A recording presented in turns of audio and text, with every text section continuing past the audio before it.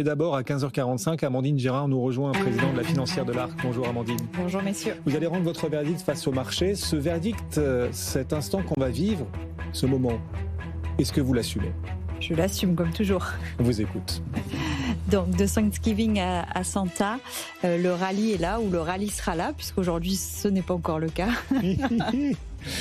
Mais vous y croyez à ce rallye. Voilà. C'est votre message aujourd'hui au marché. Le rallye est bel et bien là, même si aujourd'hui ça corrige un petit peu. Oui, il n'est pas un peu tôt pour compter les points du rallye, justement ?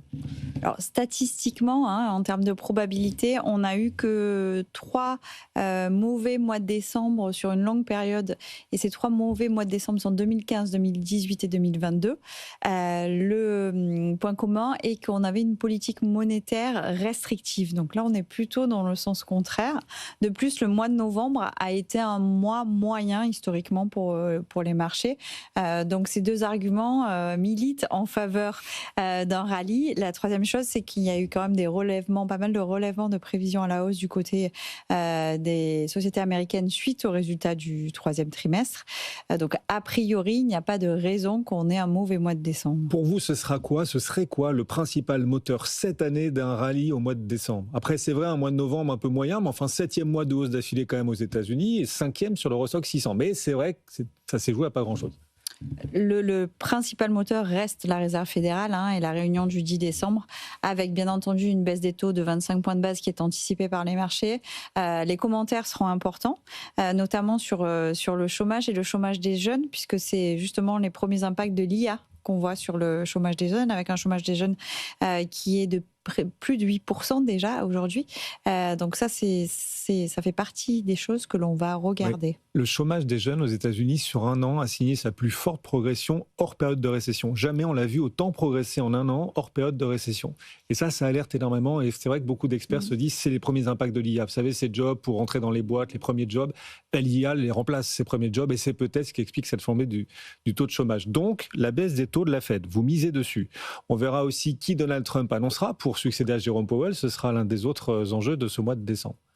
Tout à fait. Alors là, le sujet, on sait que certains candidats sont pressentis bien plus que d'autres, mais et d'ailleurs Madame Lagarde s'est exprimée à ce sujet, c'est pas tant le successeur, c'est l'indépendance de ce successeur vis-à-vis du gouvernement américain.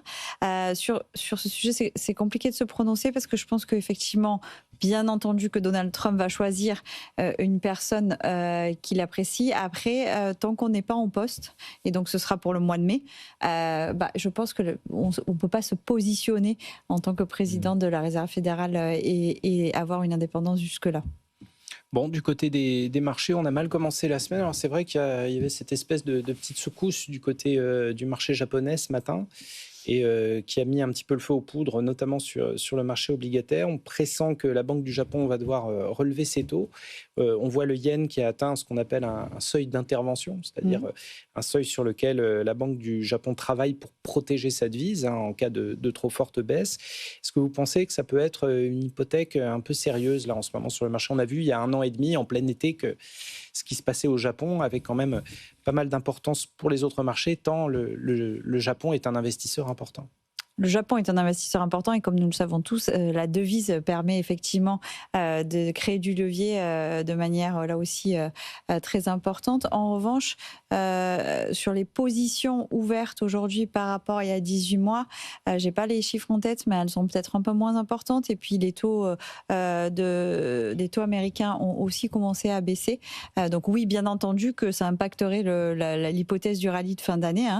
S'il y avait un gros mouvement sur le yen et les taux d'intérêt, mais rappelez-vous aussi que lorsqu'on a eu cette forte baisse du Nikkei, on était au mois d'août, faible liquidité, donc je ne pense pas qu'on ait une baisse de la même ampleur, et puis on avait assez rapidement récupéré cette correction dans les 3 semaines qui suivaient. Et moi je trouve qu'il y a un alignement de planètes un peu bizarre à venir fin décembre, justement, parce que la décision de la Banque du Japon, elle interviendra le 19 décembre. 19 décembre, on sera au début des fêtes de fin d'année, donc alors justement, les volumes ne seront pas très importants non plus, comme au mois d'août.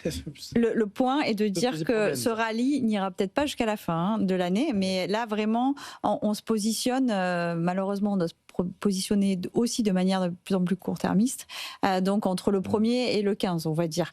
Au-delà de ça, je conseillerais aux auditeurs, si effectivement ce rallye se réalise, de prendre ses bénéfices en tous les cas durant la trêve des confiseurs, parce que très peu de volume et très peu d'échanges. Et ça resterait fragile, on verra de quoi 2026, de quel bois 2026 se chauffera, de quoi il sera fait cet exercice 2026. Vous vous préparez à quoi en termes de secteur ou d'allocation géographique pour l'année prochaine en bourse ?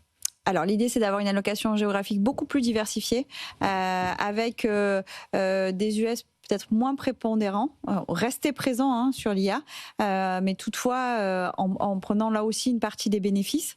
On a sélectionné et on est en train de sélectionner notamment quelques valeurs suisses, donc pour avoir un marché quelque peu décorrélé des marchés européens et des marchés américains, et également un retour sur les émergents qui est un peu plus... On a une diversification aujourd'hui, très certainement que l'Asie émergente sera plus présente au sein de nos portefeuilles à partir du printemps et de ce renouvellement de la Fed. Oui, voilà, intéressant, un peu de stratégie pour tous ceux qui nous suivent, nous regardent. Et puis une valeur qui se distingue, hélas, à la baisse aujourd'hui, c'est Airbus.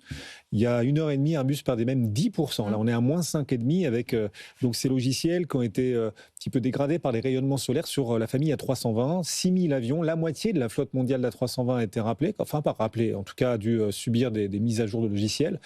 Est-ce que c'est carrément le fuselage des avions qui est mis en cause, le fait que le marché doute alors que les mises à jour se sont très bien passées, elles se sont faites en moins de 2 heures, le trafic aérien n'a quasiment pas été perturbé par tout cela. Mais c'est quoi la question que pose aujourd'hui le marché avec cette sanction à moins 5,5% pour Airbus, d'après vous ? Alors, somme toute, c'est relatif, puisque souvenez-vous que lorsqu'il y a eu des problèmes chez Boeing, le titre avait perdu plus de 20% sur une séance. Donc, c'est aussi l'excuse à une prise de profit peut-être. Et puis, le secteur de la défense et l'aéronautique baisse dans son ensemble aujourd'hui. Donc, on a une plus forte baisse d'Airbus. Mais il n'y a rien d'alarmant à ce stade. Et effectivement, vous le mentionniez, Guillaume, ça a été très bien géré par la compagnie et par les aéroports concernés, puisque le trafic a été assez peu impacté. Donc, à ce stade, pas besoin d'être alarmiste. Ça ralentit la surperformance d'Airbus ces dernières semaines. Oui. Bon, on a Reuters qui nous rapporte que d'après plusieurs sources industrielles, Airbus aurait découvert, je parle vraiment conditionnel, un problème de qualité industrielle affectant les panneaux de fuselage de plusieurs dizaines d'A320. Ce défaut retarderait certaines livraisons, mais rien n'indique dans l'immédiat qu'il ait atteint les avions en service. Voilà ce que nous dit aujourd'hui l'agence Reuters. Airbus perd 5,5%. Vous gardez ce titre en portefeuille, pas de souci. Vous avez même envie de le renforcer avec la baisse du jour ou pas ? Elle n'est pas suffisante pour le renforcer. Et justement, l'impact du décalage de nouvelles livraisons, pour le coup, serait beaucoup plus important, puisque en entrée de cash, on aurait un retard. Et c'est là-dessus qu'on modélise la valorisation. Mais attendons que la compagnie se prononce sur le sujet. Amandine Gérard, merci beaucoup. Elle préside la financière de l'ARC. Elle nous accompagne régulièrement. Bon retour, Amandine. Merci.